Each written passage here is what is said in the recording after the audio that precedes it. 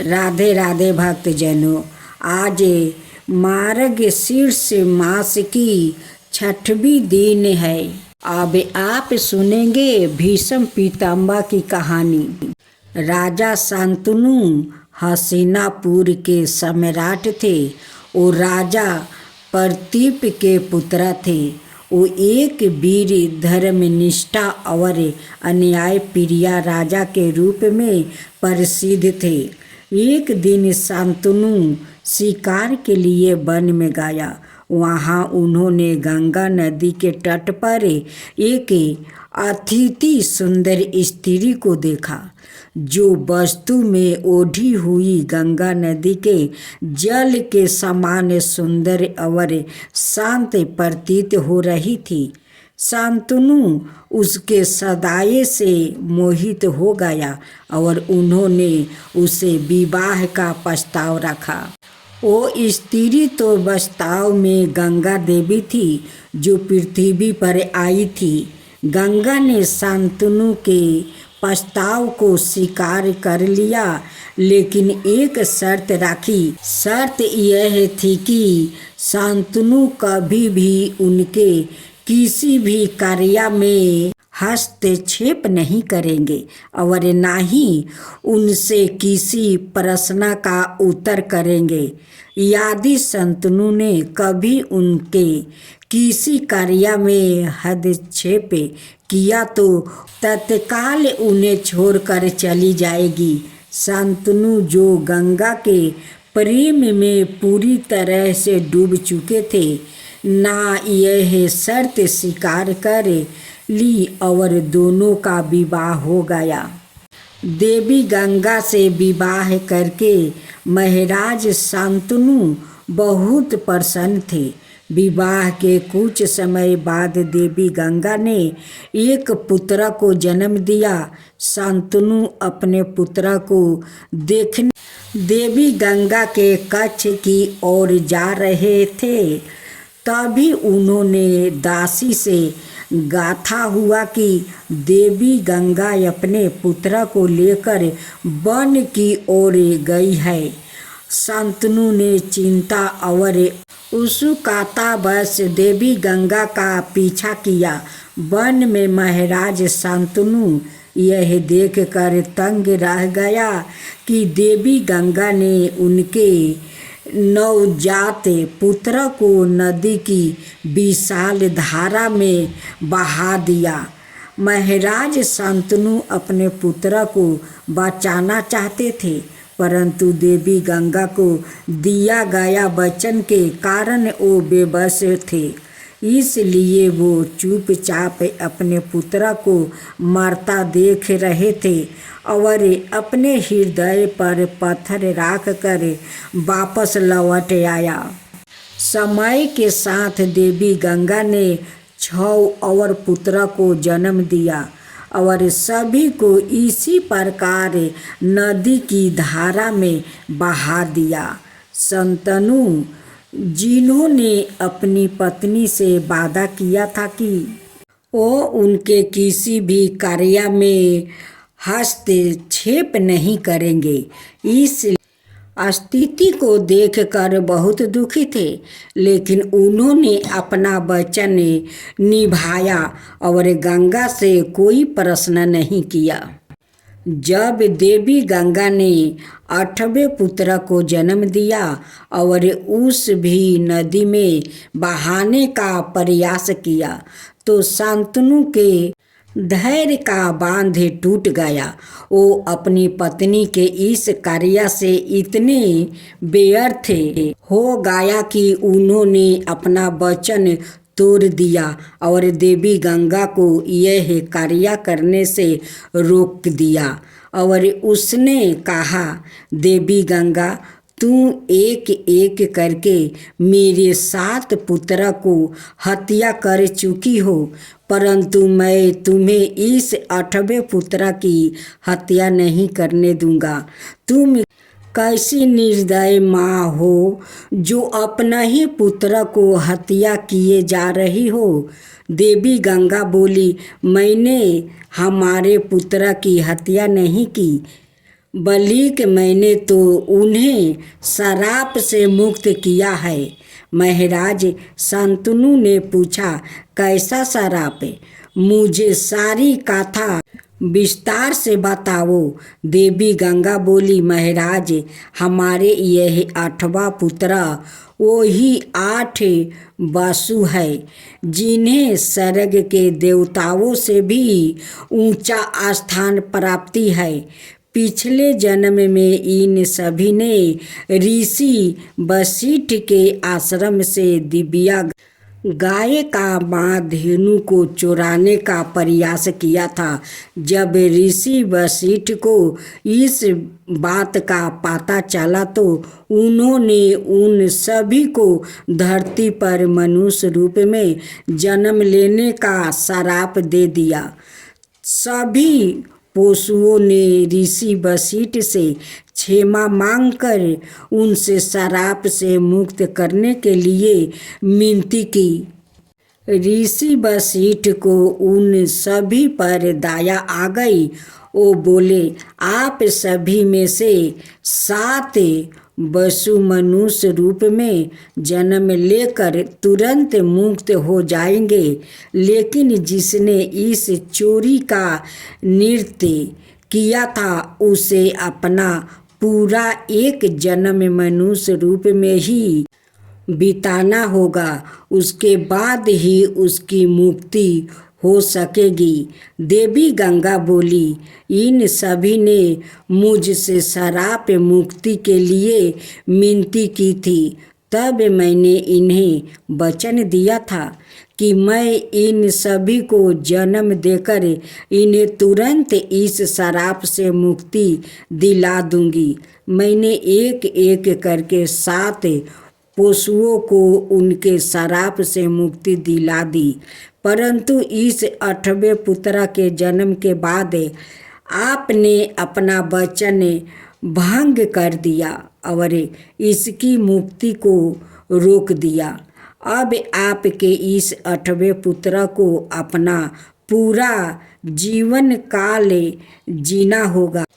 यह वही 8वां वसु है जिसे ऋषि वशिष्ठ ने सबसे अधिक समय तक मनुष्य रूप में रहने का श्राप दिया था। महाराज आपने अपना वचन भंग किया है, इसलिए मुझे अब आपको छोड़कर जाना होगा। मैं अपने साथ आपके इस पुत्र को भी लेकर जा रही हूँ। समय आने पर मैं आपको इसे वापस लौटा दूंगी। ऐसा कहकर देवी गंगा अपने पुत्र को लेकर स्वर्ग लौट गई। देवी गंगा ने अपने पुत्र को देवव्रत नाम दिया और उन्हें प्रारंभ शिक्षा के लिए देवों और ऋषियों के पास भेजा। देवगुरु बृहस्पति ने उन्हें वेदों का ज्ञान दिया और परशुराम जैसे महान गुरु ने उन्हें शस्त्र विद्या सिखाई। देवव्रत ने वेद, शास्त्र, राजनीति और धर्म में प्रावीणता प्राप्ति किया और शीघ्र ही वो अपने समय के महानतम योद्धाओं में से एक बन गया। देवव्रत जो बाद में भीष्म पितामह के नाम से विख्यात हुए, एक असाधारण बालक थे। देवव्रत का जीवन तब और महत्वपूर्ण हो गया जब उन्होंने एक महान प्रतिज्ञा ली जिसने उन्हें भीष्म पितामह बना दिया। यह प्रतिज्ञा उनके पिता राजा शांतनु के प्रेम और राज्य के लिए उनका महान त्याग था। यह प्रतिज्ञा इस प्रकार थी, जब शांतनु ने सत्यवादी नाम का मछुआरी से विवाह करने की इच्छा जताई, तब सत्यवादी के पिता ने यह शर्त रखी थी कि सत्यवादी का पुत्र ही हसीनापुर का राजा बनेगा। इस शर्त के कारण शांतनु असमस में पड़ गया। देवव्रत जो अपने पिता के सुख के लिए किसी भी सीमा तक जा सकते थे, ना सत्यवादी के पिता से विवाह की शर्त को स्वीकार करने का प्रस्ताव किया। उन्होंने प्रतिज्ञा लिखी, वो न केवल हसीनापुर के सिंहासन का त्याग करेगा, बल्कि आजीवन ब्रह्मचर्य का पालन करेगा और कभी विवाह नहीं करेगा, ताकि सत्यवादी के पुत्र को भविष्य में किसी प्रकार की चुनौती का सामना ना करना पड़े। इस महान त्याग और प्रतिज्ञा के कारण देवव्रत को भीष्म नाम से जाना गया, जिसका अर्थ है भीषण प्रतिज्ञा करने वाला। देवताओं ने उनके इस अतिथि बलिदान से प्रसन्न होकर उन्हें इच्छा मृत्यु का वरदान दिया।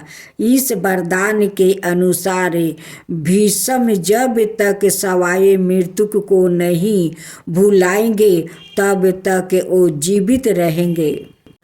भीष्म पितामह का जन्म और जीवन भारतीय महाकाव्य महाभारत का एक महत्वपूर्ण हिस्सा है।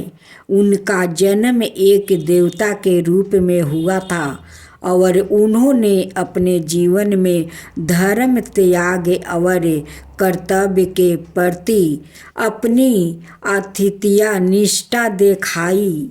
उनके प्रतिज्ञा, उनके त्याग और उनके बलिदान ने उन्हें इतिहास में अमर कर दिया। भीष्म पितामह का जीवन हमें यह दिखाता है कि सच्चे नायक वही होते हैं जो अपने धर्म और कर्तव्यों के प्रति सच्चे रहते हैं, चाहे परिस्थिति कितनी भी कठिन क्यों ना हो। अपना कर्तव्य नहीं भूलना चाहिए। अब कृष्णा के चौथा लीला। एक दिन की बात है, यशोदा मैया गोपियों के साथ कन्हैया की बाल सुलभ लीलाओं की चर्चा कर रही थी। खेलते खेलते अचानक कन्हैया की दृष्टि चंद्रमा पर पड़ी। उन्होंने पीछे से आकर यशोदा मैया का घूंघटा उतार लिया, अपने कोमल करों से उनकी चोटी पकड़कर खींचने लगे और बार बार पीठ थपथपाने लगे। श्री कृष्णा बोले, माँ मैं लूँगा। जब मैया के समझ में बात नहीं आई तो श्री कृष्णा को गोद में ले लिया और पूछा, लाला तुम्हें क्या चाहिए? साफ साफ बताओ, तुम्हें दूध दही माखन मिश्री जो चाहोगे सब मिलेगा। अब मान भी जाओ, रूठो मत। श्री कृष्णा ने कहा, घर की वस्तु नहीं चाहिए। उन्होंने अंगुली दिखाकर चंद्रमा की ओर संकेत किया और कहा, वो चाहिए। गोपियाँ बोली, ओ मेरा बाप, यह कोई माखन का लोदा थोड़े है। हाय हाय, यह मैं कैसे दूंगा? यह तो प्यारा प्यारा हंस है जो आकाश सरोवर में तैर रहा है। श्री कृष्णा ने कहा, मैं भी तो खेलने के लिए उस हंस को ही मांग रहा हूँ। शीघ्रता करो, पार जाने के पहले ही उसे ला दो। यशोदा जी ने कन्हैया को गोद में उठा लिया और कहा, कन्हैया यह ना तो राजहंस है और ना चंद्रमा, यह माखन का लोदा है, किंतु तुम्हें देने योग नहीं है। देखो ना, इसमें काला काला विष लगा हुआ है, इसलिए इसे कोई नहीं खाता। श्री कृष्णा ने कहा, मैया मैया, इसमें विष कैसे लाग गया? दशोदा जी ने कन्हैया को गोद में लेकर कथा सुनाना आरंभ किया। दशोदा ने कहा, लाला, एक क्षीर सागर है। कृष्णा, वो कैसा है मैया? दशोदा, बेटा, यह तुम दूध देख रहे हो ना, इसका एक समुंदर है। श्री कृष्णा, मैया कहती, गायों ने दूध दिया होगा तब समुंदर बना होगा। श्री कृष्णा कहा, मैया तुम मुझे बहला रही हो, भला बिना गाय के भी दूध कहीं होता है?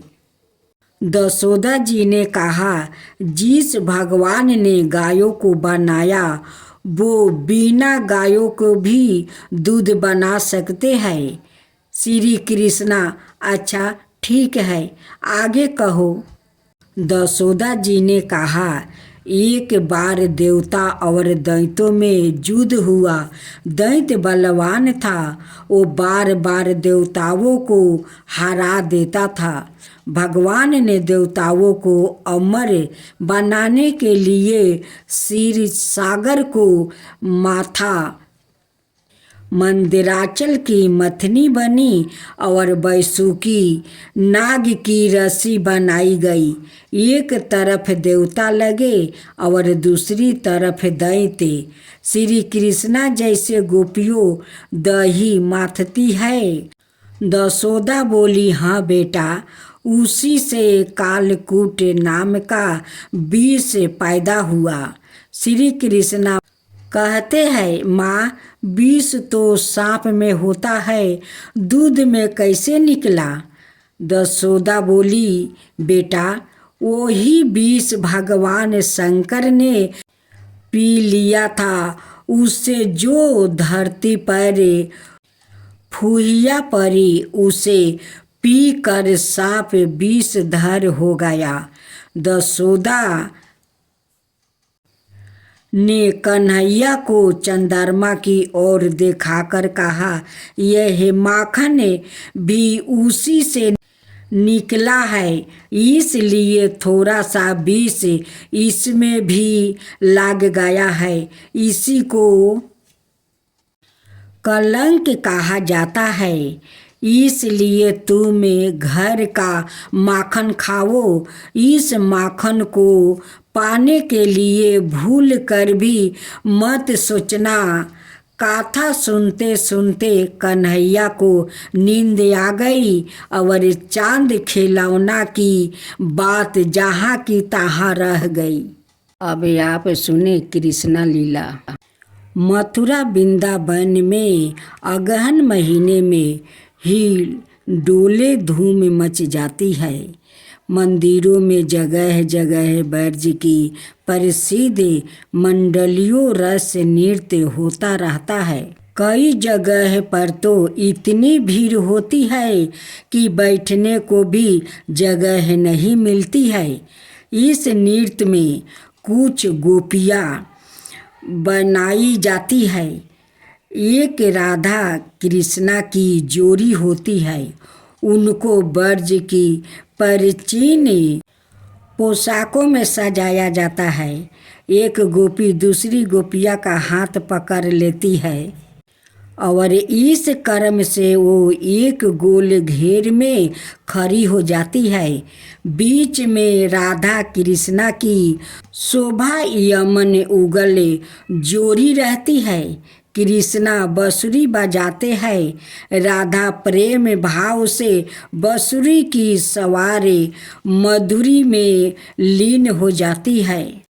प्रेम भाव में बाजों पर नृत्य का एक लहर छेड़ जाता है।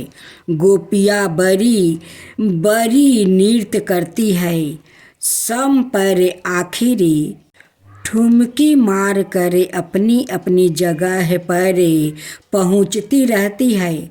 सबके बाद में लरिया लीजी और श्री कृष्णा का सम्मिलित नृत्य होता है। नृत्य के साथ कुंज वन में रास रचाता है। सांवरों का नहाई इस प्रकार का कोई श्री कृष्णा की रास लीला के संबंध का गति चलाता रहता है। पहले हाथ साथ ही चरण को सब मिलकर गाते हैं, फिर गीत के एक एक चरण को प्रत्येक गोपिया की जोड़ी बारी बारी से गाती है। गीत समाप्त हो जाने पर उसी धावानी को श्री कृष्णा अपनी बांसुरी पर सुनते हैं। यह तान बहुत ही मधुर होती है। गोपियाँ मूर्छित सी होकर कृष्णा की मुरली को और उनके अधरों को देखती रहती है। दर्शक लोग इस नृत्य के आनंद में मस्त हो जाते हैं। इस नृत्य की छठा सदाए के लिए हृदय पटल पर अपनी अमिट छाप डाल देती है।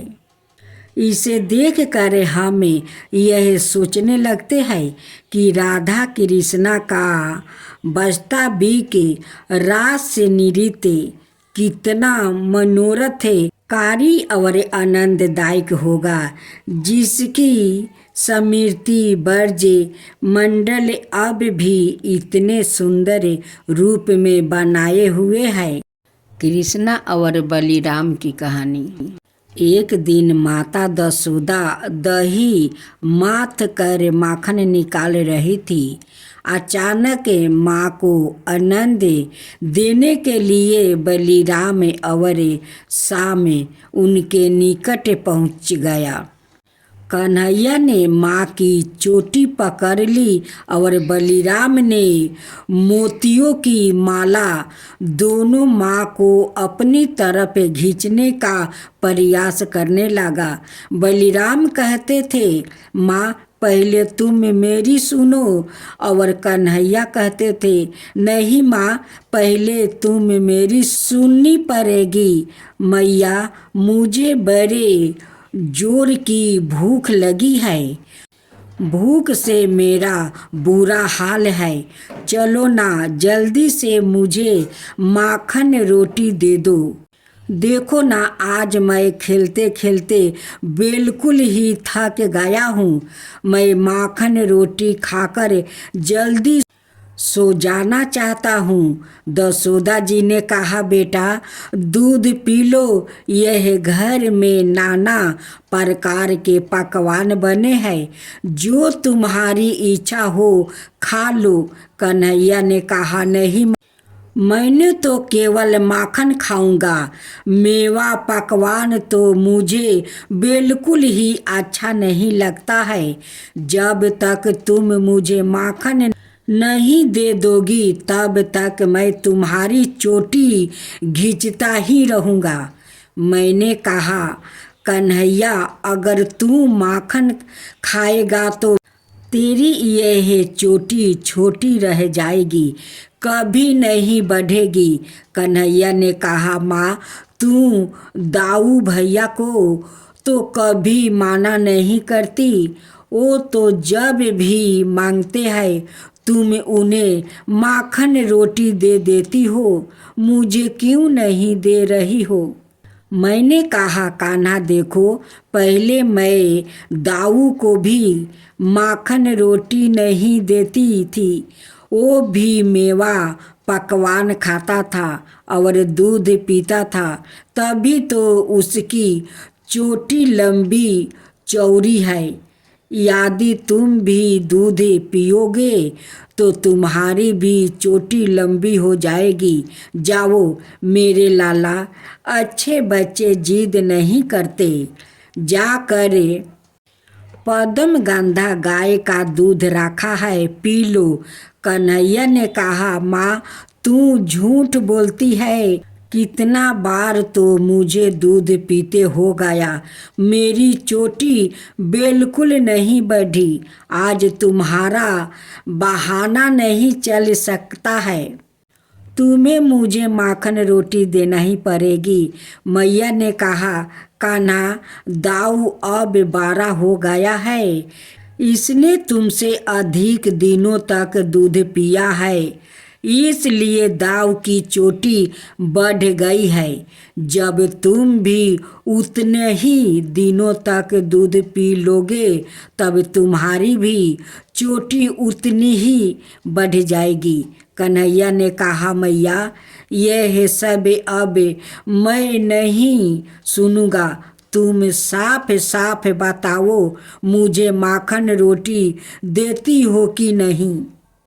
यदि तुम माखन रोटी नहीं दोगी तो आज से ना मैं तुमसे बोलूँगा और ना तुम्हारी गोद में ही आऊँगा, अब दाऊ ही तुम्हारे पुत्रा है, मैं भाला तुम्हारा क्या लगता हूँ। माता दशोदा ने कहा, कान्हा तू तो मेरा प्राण है, हृदय है, तेरे बिना भाला मैं कैसे रह सकती हूँ। मेरे नन्हे लाला, मैं तेरी बलाए लेती हूँ, तनिक रुका, तुझे अधिक भूख लगी है, लाओ मुझे माखन निकाल लेने दो, फिर तुझे जितना माखन चाहिए ले लेना, अब तो खुश हो जाओ। इस प्रकार माँ दशोदा मानो कंठ तक बत्सल स्नेह में डूब गई, उनकी आँखों से प्रेम सुझलक पड़े। दशोदा मैया धन है त्रिभुवन का वरण शोभन करने वाले प्रभु, उनके भागे माखन के लिए बार बार हाथ फैलाते हैं, उनसे जिद करते हैं। दशोदा मैया से बड़ा सौभाग्य भाला किसका होगा।